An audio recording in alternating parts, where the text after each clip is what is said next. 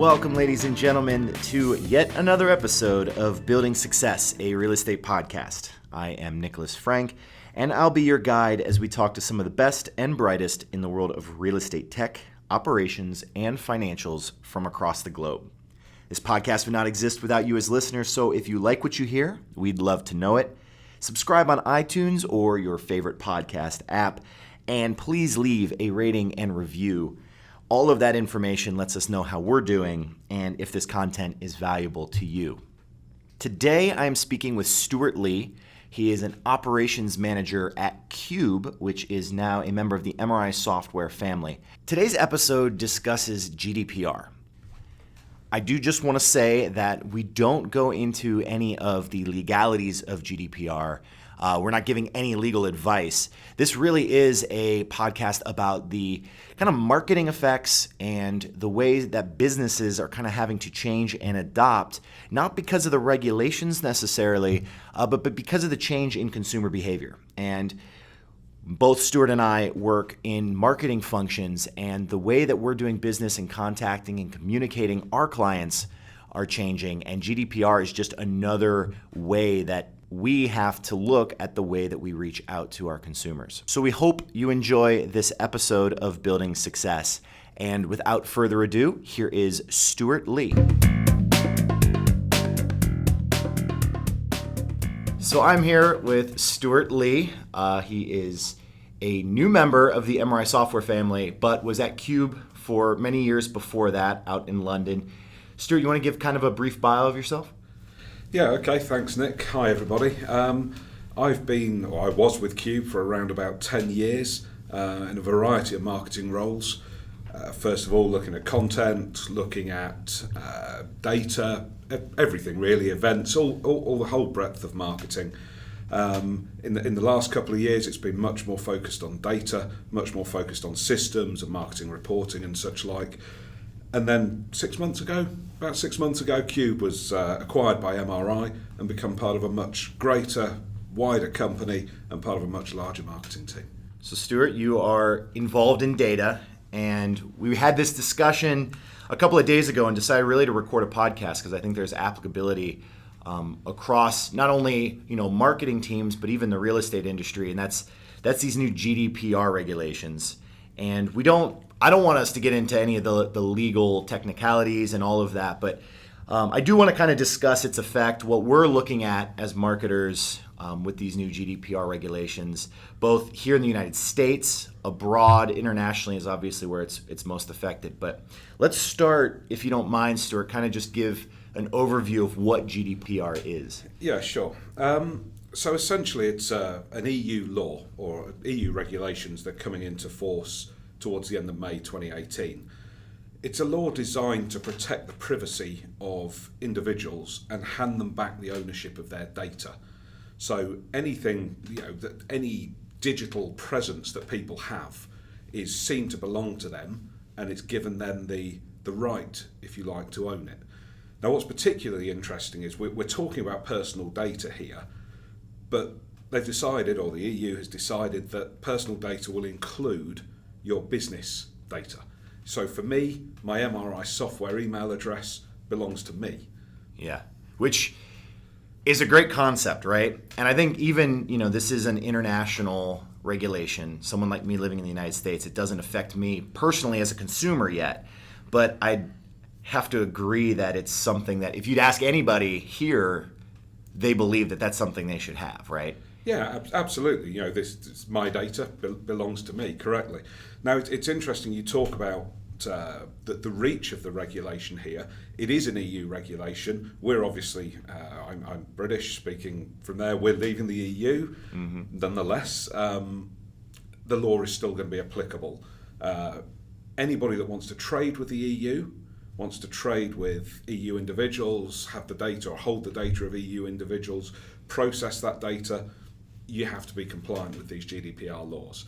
So although it is an EU law, it's going to have a worldwide impact and a worldwide effect. Yeah, so I mean, I knew before we even started talking about it as an organization, you started hearing that this was coming up on the horizon.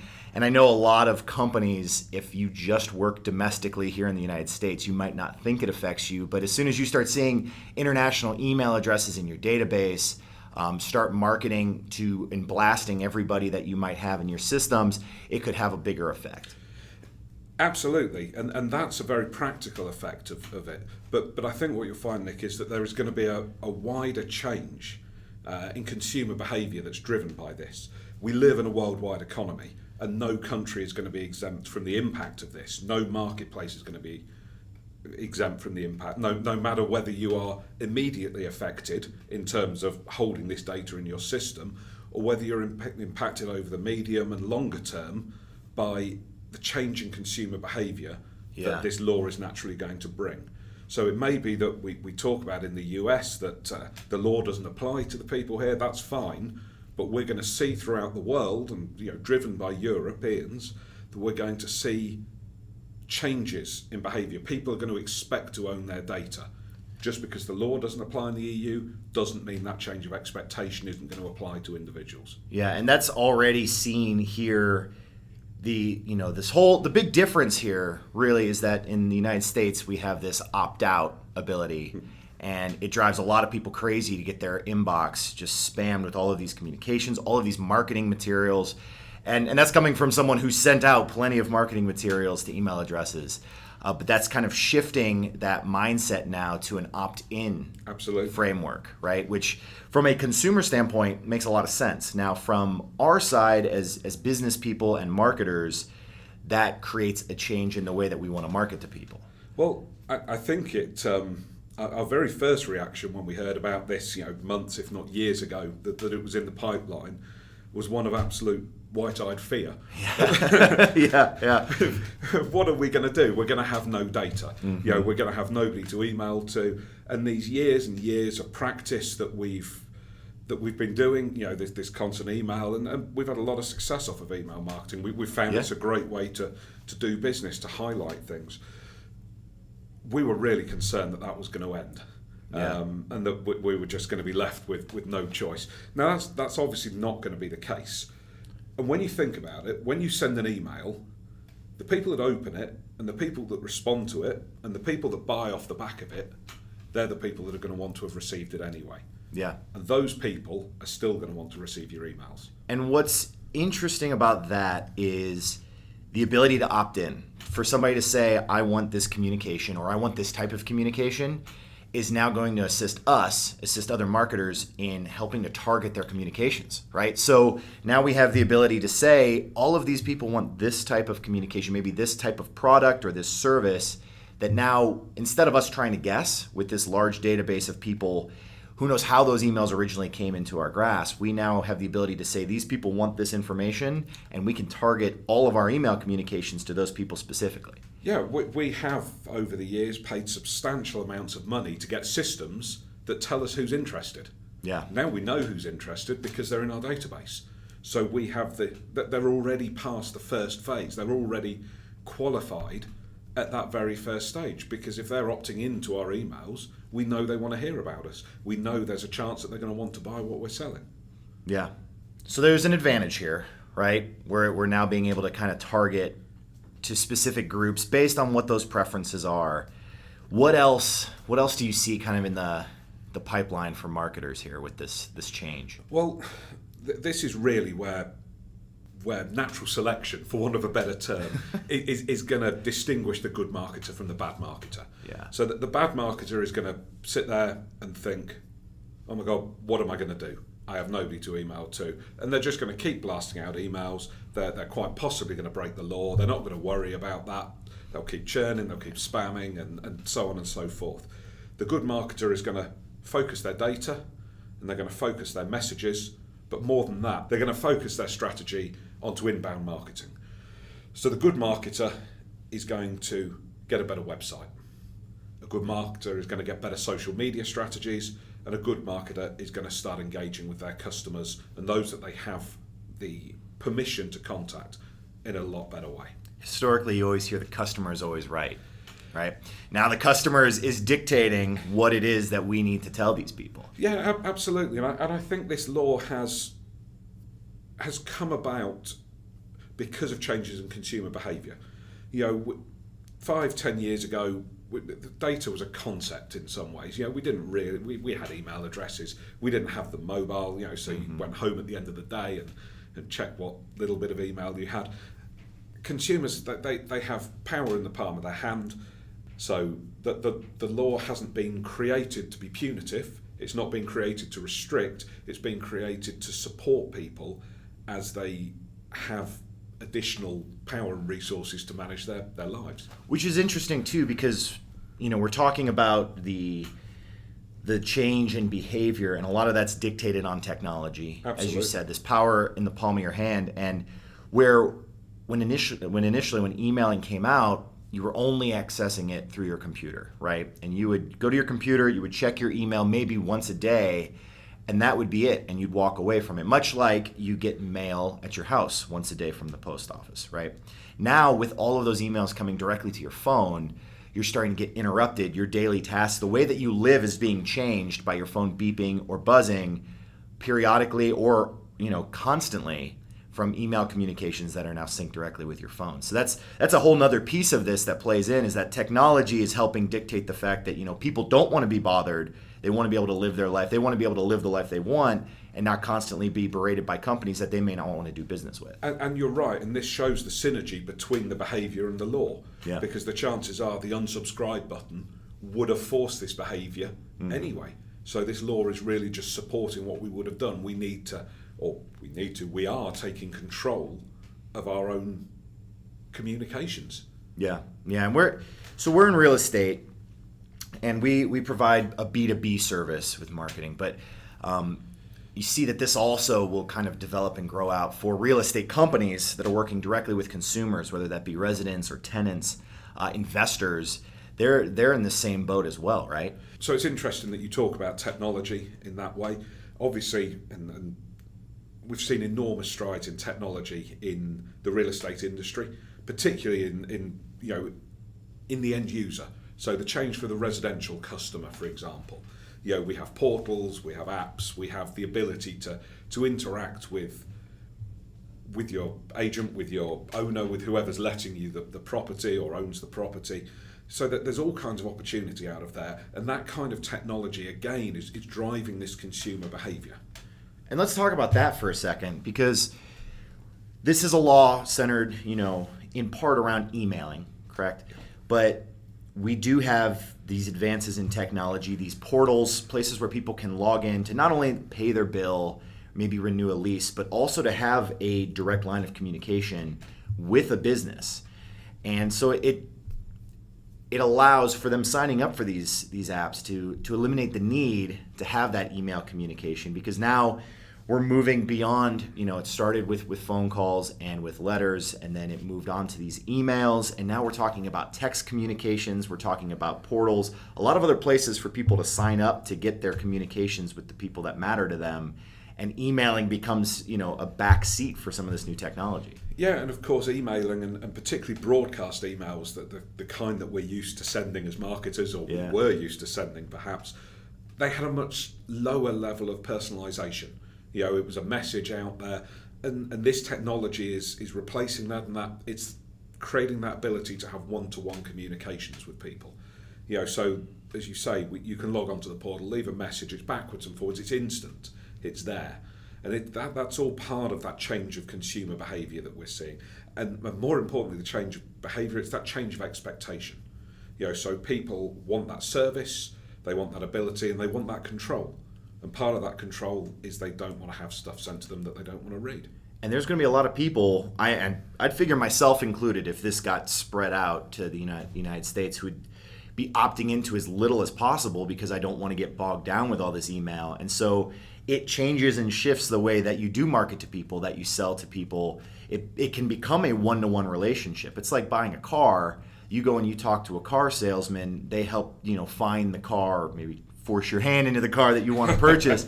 But But they're working with you to come to that solution. With these portals, you have a direct line of communication to your property management company for exactly what what you want, because you don't want to get blasted with that general communication, because you're an individual, you have this power, and if you want my business, you have to cater to me. So exactly what you've just said is good marketing is good marketing. Yeah. However we do it, good sales, good service, it's all part of the same package. What this is actually doing is it's taking away some of that impersonalization and going back to that personal relationship, which is more successful. So organizations that embrace this change, that embrace the technology, embrace the ability to communicate with people that want to hear from them, they're going to be more successful. Sure. So you're talking about other companies. I'm just curious, you're over and based in London, and you've got your ear to the ground with a lot of this stuff that's happening. You've talked about your initial sentiment when this was first announced. What's it felt like over there with these new regulations? Besides, obviously, there's a lot of back-end work for companies to become compliant. What's the feeling over there about these regulations? There's still a lot of fear. And to be fair, there's a lot of people burying their head in the sand. They don't seem to be set up for it. And I think come May the 26th, the day after the law goes live, I think there's going to be some test cases pretty quickly. Yeah. And so just from a personal standpoint, because I'm curious, have you been getting emails from companies like, consumer companies that have been emailing you in the past? Are you getting those being asked to opt in right now as it gets close to that window? Yeah. Plenty of them. Now, I've always been quite fastidious in keeping my inbox clean. Yeah. So I'm an opt-outer. Yeah, Same sure. as you said, you Absolutely. would opt in as little as possible. Yeah. For the last however many years I've had email, I've been an opt-outer. So I haven't got too much. Yeah. And those that I'm getting, generally speaking, are the ones I want to hear from. There may be brands I'm interested in buying from, restaurants I want to go to. I want to hear from them. And this goes back to your point, too, about changing the way that we market, not just changing emailing. Those that opt in, we have this great new way of targeting communications. But to that end, if I'm able to opt out of all the communications that I want, I will probably do so. And then to your point, if there's something that I'm interested in, I'm now just going to go proactively to their website to get that information, right? So now it changes to before, if you were, especially in B2B, I think, you would have a website because you needed a website, but your whole goal was for them to fill out a contact form so that you could start the process, because you're already blasting them with all the information and you want them to be interested, right? Now I'm proactively curious about something. I'm going to go to that website to try to get my information, and maybe not filling out that form because I now know I've opted in and I don't want that. So you got to have everything available to people as they want it, because again, they have the power now. I think we're going to be seeing an ever increasing amount of a sales cycle being done before contact.